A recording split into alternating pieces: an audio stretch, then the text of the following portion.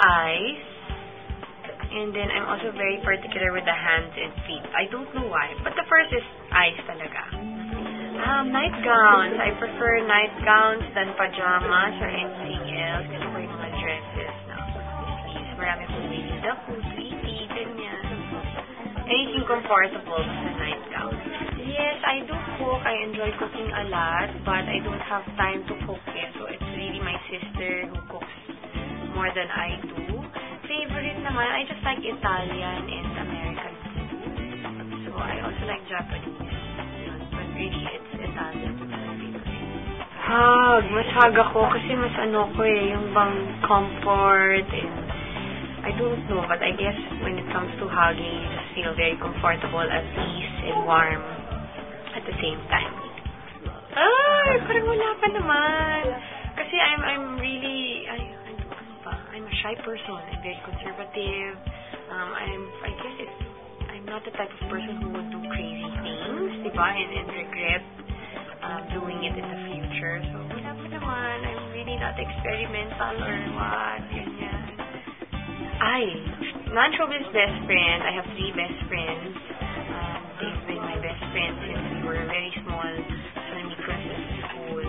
And then, showbiz best friend, wala pa naman. But so far, I've been very close to Sheena Halili because she's the best friend of Rosalinda in the show.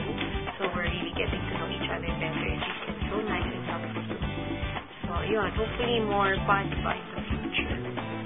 Yes, I do believe in courtship. Although some people would say na, diba, courtship, syempre, you put your best foot forward, pero after you court somebody, parang you show your real self. But I still believe in courtship. I think it's very important that you have to please a woman first.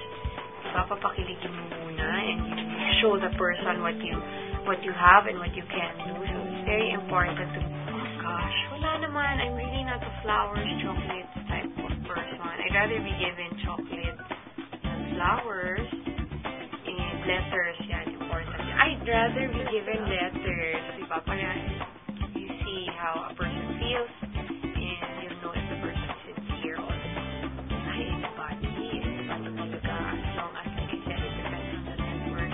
So, depende sila kung tingin nila sa bagay or bagay sa role sa akin. A dress. I'm a dress person eh. I'd like to wear a dress and pwedeng flats, why not? Diba? Ballet flats or Tito flats. Pero if it's a more formal occasion, then I'll wear heels, like Tito heels.